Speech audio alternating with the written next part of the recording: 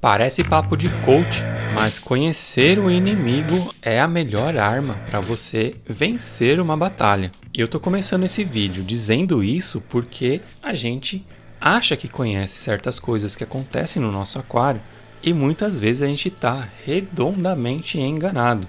Cianobactéria.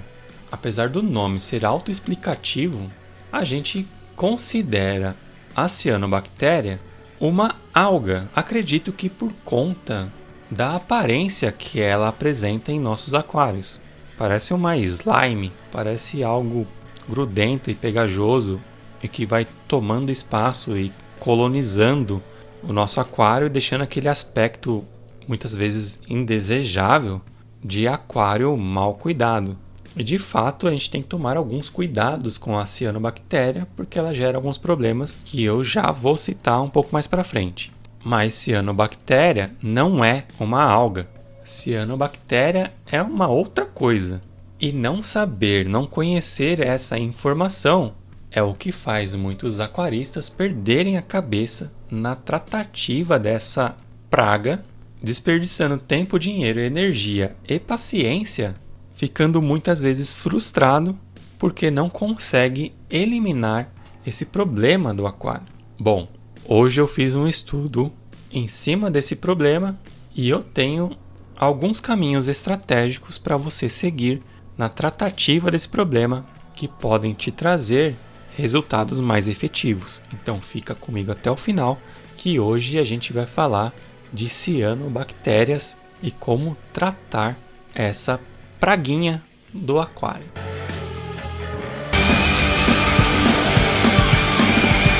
Fala, povo! Rick Gama aqui.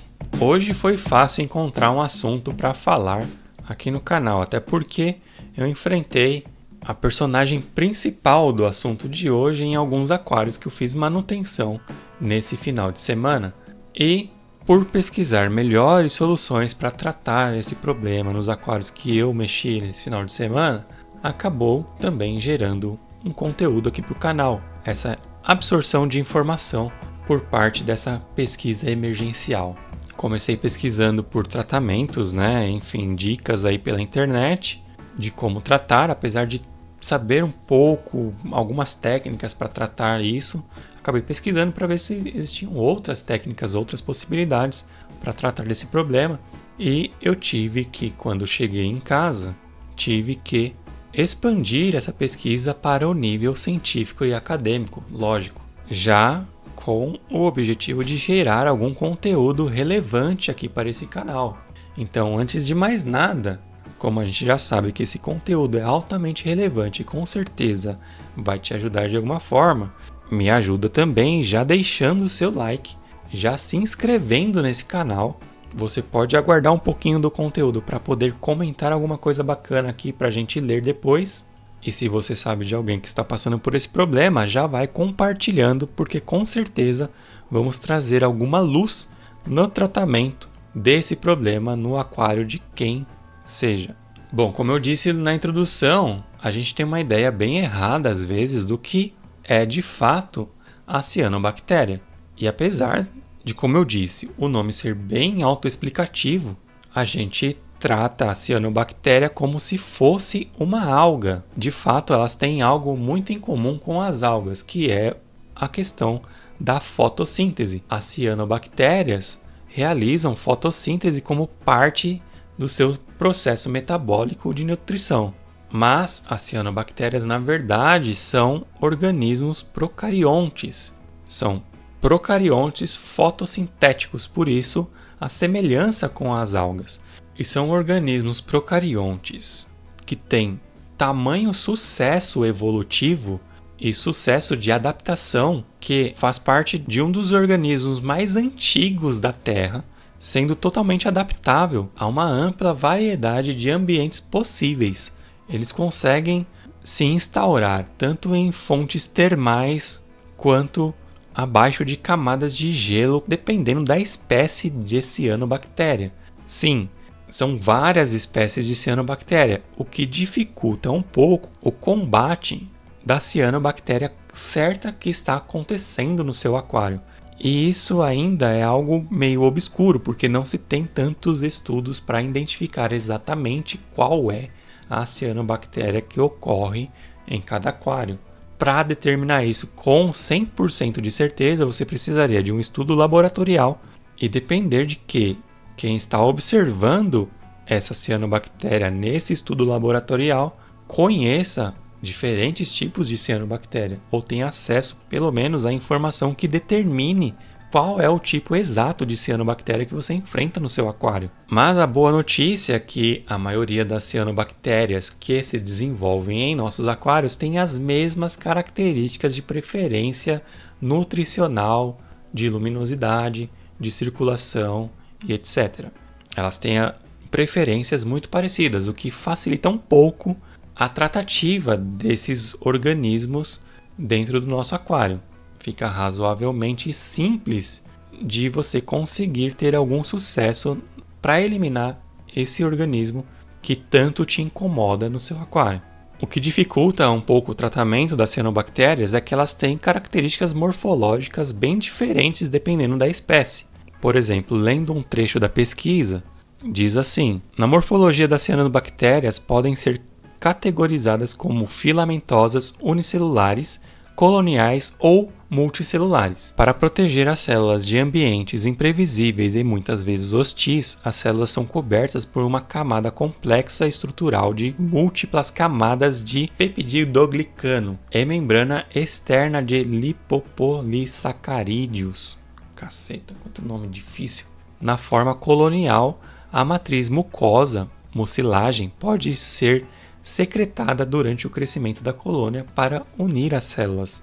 Então a gente vê que, além de ter diversas estruturas celulares, depende de que espécie é, elas ainda são recobertas por diversas camadas protetoras que são desenvolvidas há milhares de anos de evolução constante. São camadas que as protegem de ambientes hostis e de fatores externos que podem trazer prejuízos para a sua continuidade. Então, por isso, além da desinformação da tratativa do aquarista em relação à cianobactéria, que às vezes a trata como se fosse uma alga, além dessa desinformação que prejudica bastante a tratativa desse serzinho, é que ele é preparado para suportar hostilidades em geral. E aí se torna um forte oponente para os nossos cuidados aquarísticos quando a gente não se prepara da forma correta para tratar eles. Então, conhecendo um pouco da ciano, elas são como plantas, na questão de gerar o próprio alimento através da energia luminosa. E aí ela vai ter todo um processo fotossintético normal de uma planta. Por isso, a gente às vezes a confunde com algas, além da cor que eu já vou explicar de onde vem. Então, para ela fazer o processo de fotossíntese, ela tem na sua constituição diferentes tipos de pigmento fotossintéticos, incluindo a clorofila A, que é o principal, além de ficobilinas, ficocianina e ficoeritrina, além de carotenoides. Com isso, além do oxigênio e energia química, e também como resultado da sua interação com outros micro-organismos e com o próprio ambiente onde ela se instala, as cianobactérias podem produzir uma variedade grande de metabólitos secundários com atividades biológicas distintas. Uma dessas atividades biológicas que elas conseguem desenvolver com todo esse relacionamento com o ambiente e outros micro-organismos e, enfim, várias outras coisas que ela consegue absorver do ambiente, ela consegue transformar isso em toxinas, que são importantes para a sua sobrevivência no ambiente. Essas toxinas, elas utilizam como dispositivo de defesa contra, enfim, uma predação, por exemplo, um micro-organismo que possa tentar consumir essa ciano de alguma forma. Então essa toxina vai proteger ela desses potenciais predadores e outros agentes biológicos que podem trazer algum risco para ela. Essas toxinas trabalham para isso e também para a competição por território, porque não parece, mas esse serzinho está se movimentando, está tomando território e conforme ele faz isso, ele compete com outros tipos de cianobactérias e outros tipos de procariontes, enfim, micro-organismos em geral, ocupando cada vez mais espaço para ter a maior área de absorção possível de luz e nutrientes. Então, enquanto a gente está vendo aquela melequinha aparentemente parada, na verdade ela está envolvida em uma grande guerra tóxica, química e biológica, conforme ela vai avançando pelo seu aquário. Em excesso, essas toxinas que ela gera chegam a ser um problema para peixes, crustáceos e moluscos dos nossos aquários. E aí é o principal ponto pelo qual você deve combater as cianobactérias, não só pelo seu aspecto visual, que em muitas vezes pode ser desagradável, mas pelas questões químicas e biológicas que ela pode trazer para o seu aquário. Esse é o fator mais importante pelo qual você deve se importar em eliminar ela do seu aquário, porque ela traz um risco toxicológico para os habitantes do seu aquário. Apesar desses impactos negativos dentro de um sistema fechado como é o nosso aquário, ou até na natureza, se tornando uma espécie invasora e trazendo problemas para o ecossistema como um todo, por vezes as cianos têm impactos positivos também no meio ambiente e economia. Só abrindo um parênteses aqui, elas são um problema no nosso aquário, mas, ecologicamente falando, elas podem ser uma grande solução. Existem diversos estudos envolvidos com cianobactérias que a caracterizam como um grande absorvente de carbonos do meio ambiente, o que pode trazer efeitos positivos no sequestro desse carbono disponível na atmosfera, transformando isso em biomassa. E essa biomassa, além de aprisionar esse carbono, pode, economicamente falando, ser uma solução para combustíveis. Só quis abrir esse parênteses aqui para a gente entender que existe sim muito estudo envolvendo cianobactérias.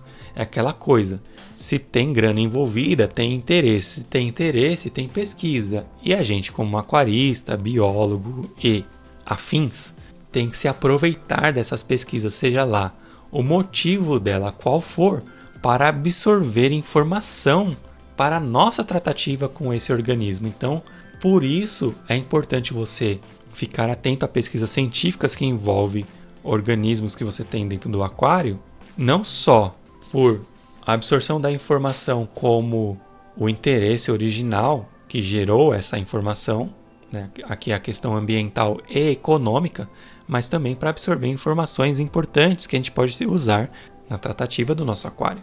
Então, só por isso que eu quis abrir esse parênteses.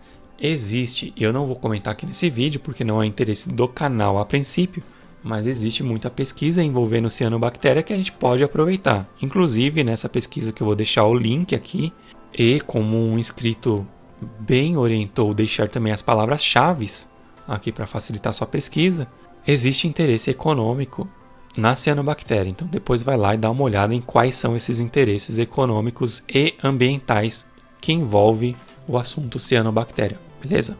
Bom, de fato, a cianos em excesso pode desencadear um processo metabólico que vai gerar toxinas dentro do nosso aquário. Fato, essas toxinas elas usam como defesa e como arma química na sua propagação. Essas toxinas podem se tornar perigosas para os nossos queridos peixes, crustáceos e moluscos de dentro dos nossos aquários. Por isso a gente deve eliminá-las. Porém, em quantidades controladas, elas podem ainda trazer algum benefício para o nosso aquário. Os mesmos benefícios que a pesquisa ambiental está enxergando como potencial facilitador de aprisionamento de carbono. Ela também desempenha esse papel dentro do nosso aquário quando bem controlada.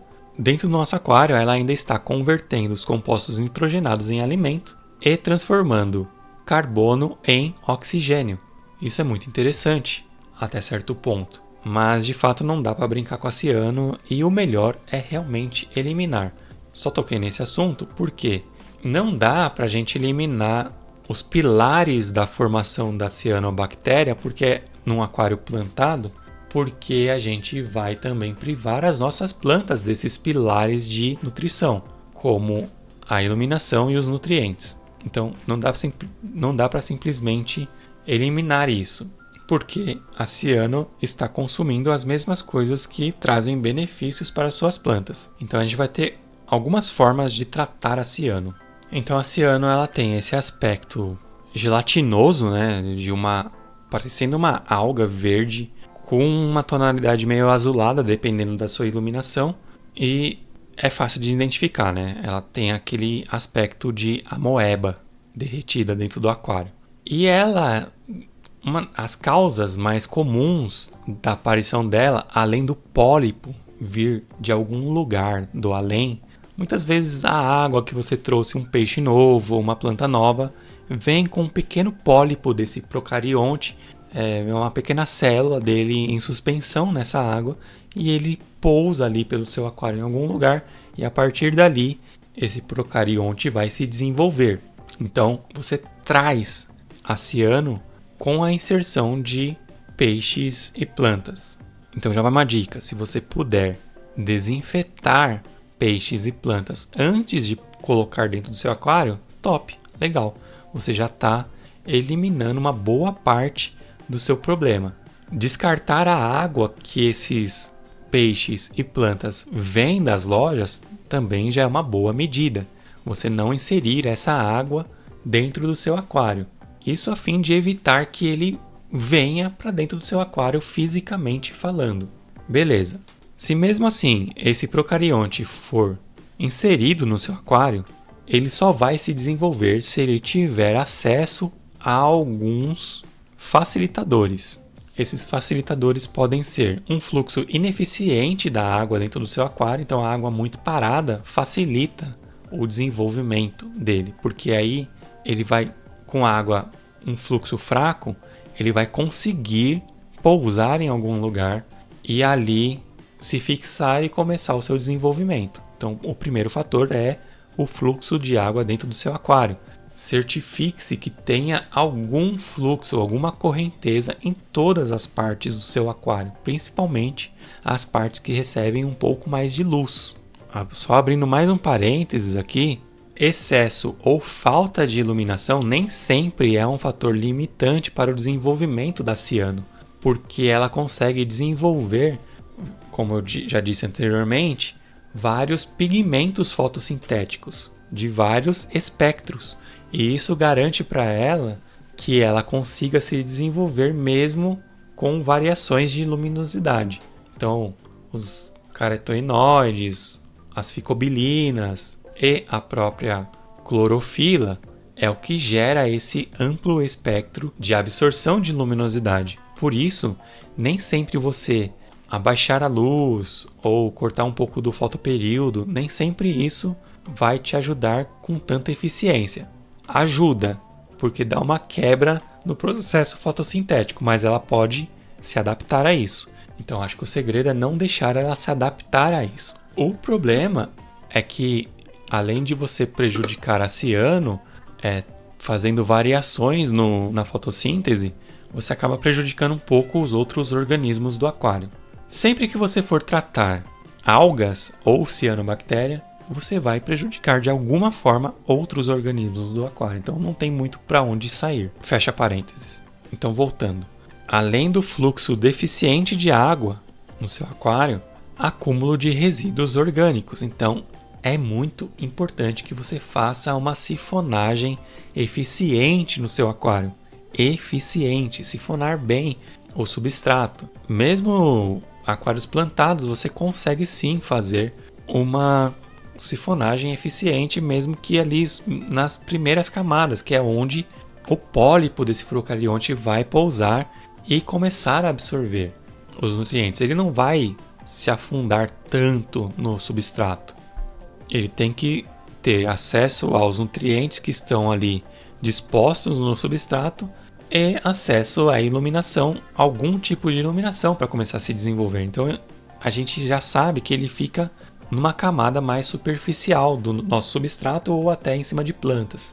Fica um pouco mais fácil. Então você fazer uma aspiração legal ali no seu substrato, mesmo que na parte mais superior, já vai te ajudar bastante Além disso, o desequilíbrio de nutrientes disponíveis na coluna d'água, porque eles conseguem absorver os mesmos nutrientes que as suas plantas absorvem.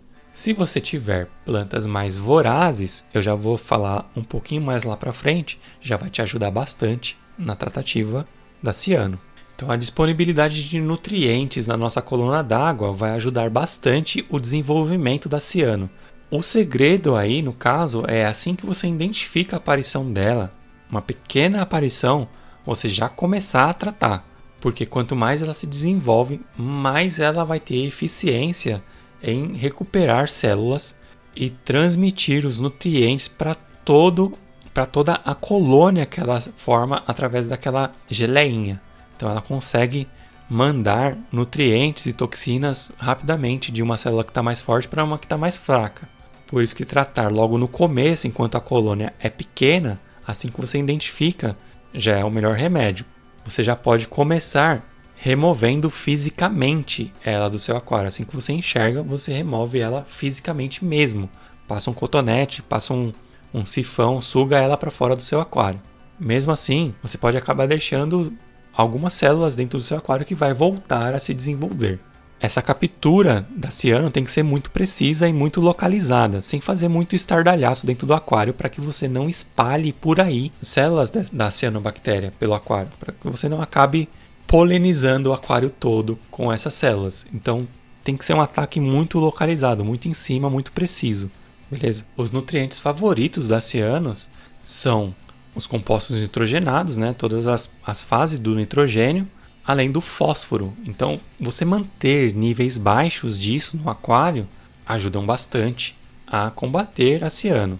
Uma forma bem interessante de manter tudo isso bem baixo dentro do aquário é a utilização de plantas. Eu já vou falar lá na frente algumas plantas que desenvolvem esse papel, mas só para eu não esquecer, plantas flutuantes têm uma grande capacidade de absorção de fósforo e dos compostos nitrogenados também, além de promover um sombreamento, o que também dificulta um pouco a propagação da ciano. Mas tem que tomar cuidado porque esse sombreamento em excesso pode prejudicar as suas plantas também. Então, um certo cuidado aí, um certo equilíbrio é exigido. Essas plantinhas flutuantes como a salvínia são excelentes para conseguir tratar esse problema, sugando bastante nutriente da água e gerando um certo sombreamento que vai impactar no processo fotossintético da ciano. Uma outra arma muito simples da gente desenvolver dentro do aquário é a inserção do oxigênio. Um ambiente bem oxigenado vai também evitar a aparição da ciano. O problema de gerar oxigenação em aquários plantados é que a oxigenação envolve aumentar muito a circulação, o que prejudica a permanência do CO2 na água, e também inserir um compressor dentro de um aquário plantado também é algo que não dá para ser cogitado, porque também agitaria demais a água e faria o CO2 se desprender com mais facilidade da molécula da água, que prejudicaria a absorção desse importante nutriente para as plantas. Então a oxigenação, o aumento da oxigenação no caso, é mais efetivo em aquários que não tenham plantas. No aquário plantado tudo fica mais complicado, né? Mas mesmo assim, você pode ter os outros cuidados, como não deixar a matéria orgânica se acumulando no substrato, fazendo a manutenção periódica, dar uma maneirada na alimentação dos peixes, né? Porque às vezes a gente perde a mão e acaba alimentando demais, sobra muito nutriente. Mas existem alguns outros pontos de atenção que a gente pode ter para conseguir controlar ela de uma forma mais eficiente. Então, além de remover manualmente, sugando ela para fora do seu aquário, aumentar um tiquinho o fluxo para proporcionar um ambiente desconfortável para que a célula pouse em algum lugar e fixe. Você pode ajustar também o fotoperíodo, dar uma diminuída, deixar desconfortável, né? Mudanças que deixem desconfortável o fotoperíodo durante o processo de tratamento dela, para ela ficar bem confusa, né, na absorção. O problema é que você prejudica outros organismos, inclusive o ciclo circadiano dos animais fica bem prejudicado. Eu usaria isso com um pouco mais de cuidado. Outro fator que a gente pode levar em consideração para diminuir a propagação da ciano dentro do seu aquário é diminuir a temperatura, de forma lenta e gradual, lógico. Você diminuindo a temperatura da água do seu aquário, você vai diminuir também, consequentemente, o metabolismo de todos os seres que estão dentro do seu aquário. Porém, isso tem um impacto gigantesco na ciano, porque ela depende do metabolismo um pouco mais acelerado. Plantas e animais têm uma certa facilidade de lidar com essa baixa no metabolismo.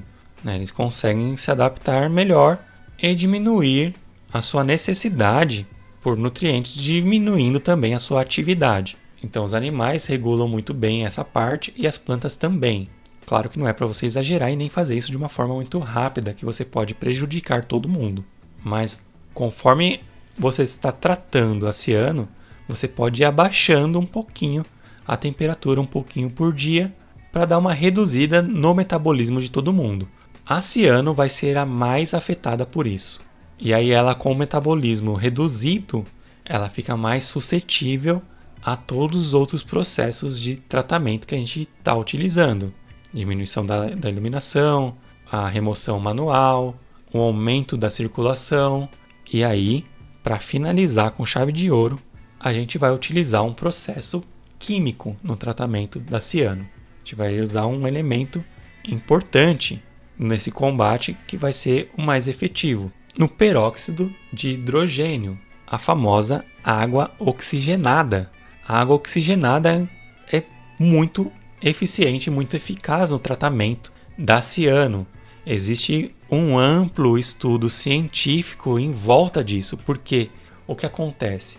Com o aquecimento global, com o aumento das temperaturas, inclusive nas águas, surgiu um surto de cianobactérias pelo mundo, o que está gerando um desequilíbrio enorme no ecossistema de vários lugares do mundo. Elas produzem toxinas, elas ocupam espaço, elas competem por território, inclusive elas conseguem se locomover através do deslizamento, então ela vai tomando o território de uma forma muito rápida e trazendo diversos prejuízos para esses ecossistemas. E uma forma que os cientistas encontraram de combater a ciano no ambiente é a utilização de peróxido de hidrogênio, a nossa água oxigenada. Antes de eu explicar como fazer o uso do peróxido de hidrogênio, da onde vem isso? Através de pesquisas de engenharia sanitária pelo mundo afora. Essa técnica, por isso que eu falei, é importante você ficar atento às pesquisas científicas para conseguir trazer benefícios para o aquário.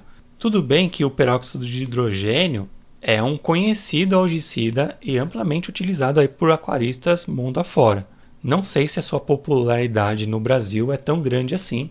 Tem uma galera que sabe do uso da água oxigenada no tratamento de algas dentro dos nossos aquários, mas não é uma informação assim muito bem difundida e nem como fazer o uso correto dela.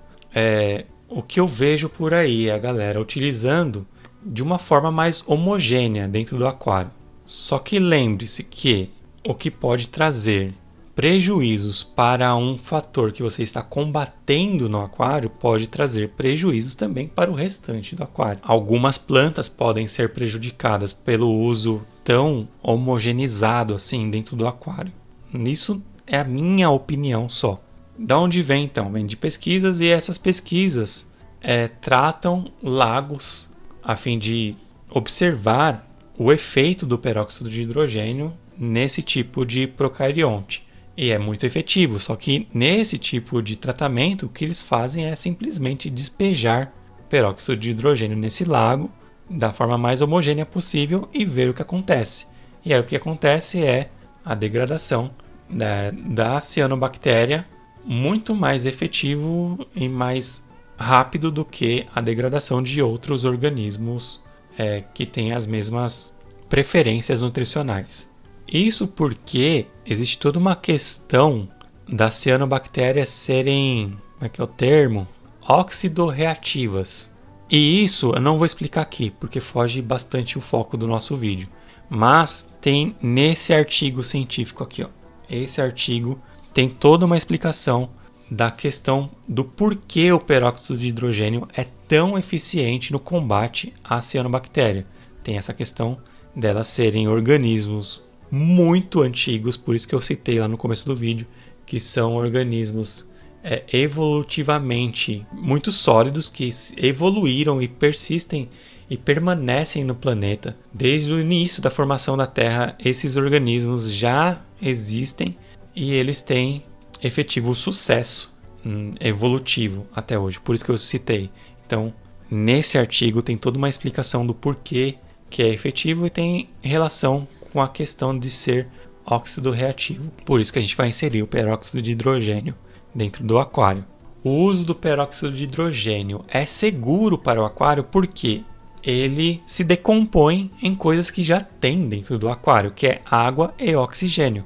Ele vai se decompor nisso e não fica por muito tempo dentro do aquário. Ele já logo volatiza esse excesso de oxigênio e vai embora. Só que já é o suficiente para causar danos importantes na estrutura da cianobactéria.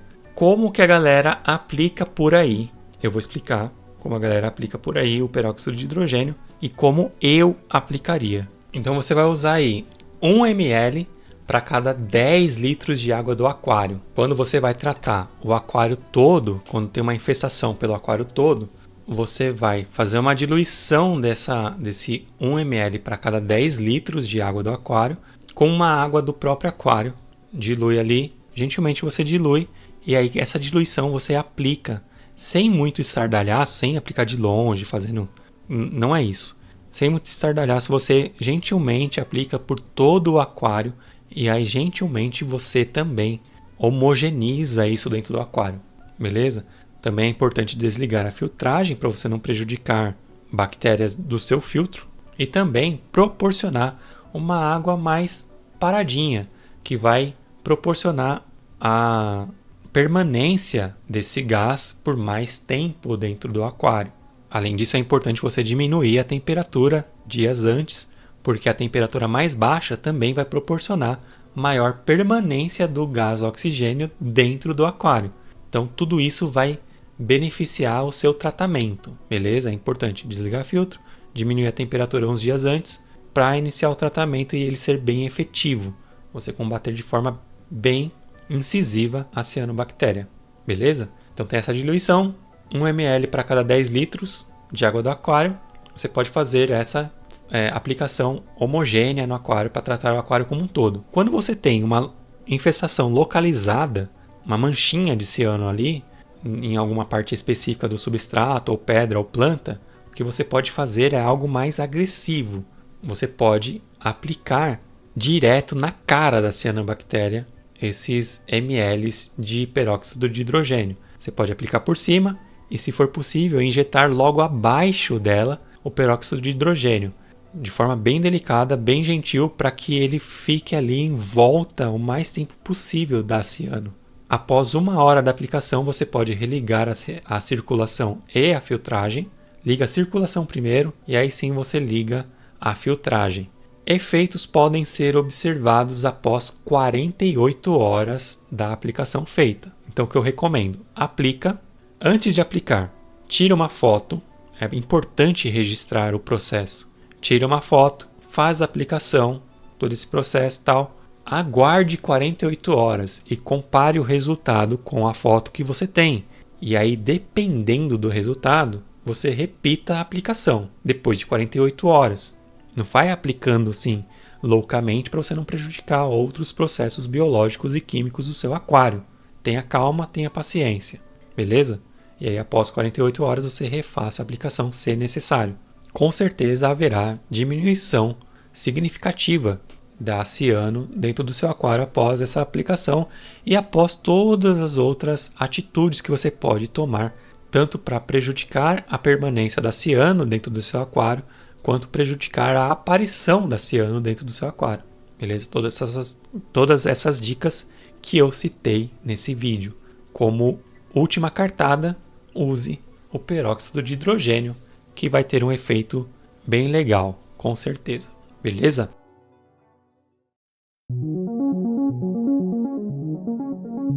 O que a gente sabe agora é que a cianobactéria é muito sensível a esse tipo de tratamento. E esse tipo de tratamento tem uma eficácia muito grande em cima da Ciano por ela ser sensível desse jeito. Eu espero que vocês tenham curtido esse tipo de conteúdo aqui no canal. Não se esqueçam de se inscrever, de curtir, compartilhar toda aquela coisa que eu sempre falo. Então, se eu te ajudei de alguma forma, clica aí no botãozinho, valeu demais. E você pode me fazer uma doação a partir de R$2, que é muito legal, que vai ajudar a manter esse canal no ar, te trazendo mais dicas legais como essa que eu te trouxe hoje, beleza? Então considere também, se for possível, se você puder, contribuir com esse canal através do Valeu Demais. Você pode também se tornar membro do canal, onde a partir de R$ 7,99 você vai ter acesso a áreas exclusivas para membros desse canal, lives exclusivas, acesso a um Telegram para trocar ideia diretamente comigo e poder tirar dúvidas, ou eu tirar dúvidas com você também, e a gente trocar essas informações, o que pode gerar conteúdos interessantes aqui para o canal. Isso sim é fazer parte do canal, ser membro do canal, ajudar a promover conteúdos interessantes aqui para a nossa comunidade aquarística, além de acesso a promoções, descontos e muitas outras novidades que estão por vir aí no canal. Enfim, só tem coisa boa para quem é membro do canal e participa ativamente aqui com a gente, beleza? Bom, chega, né?